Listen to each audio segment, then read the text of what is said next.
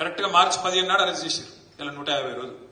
ఇలా మా ఇంట్లో ఆడబిడ్డ వీళ్ళందరి మాకు నిజంగానే వాళ్ళతో ఒప్పందం ఉంటే 150 రోజులు జైలు ఉంటుండేనా? నేను అడుగుతున్నా మిమ్మల్ని ఒకసారి ఆలోచించు. ఒక్క కాంగ్రెస్ వాడు జైలు ఉన్నాడే రోజు? ఎవరికి మరి ఒప్పందం లోపాయి కాదు? మనకా వాళ్ళకా?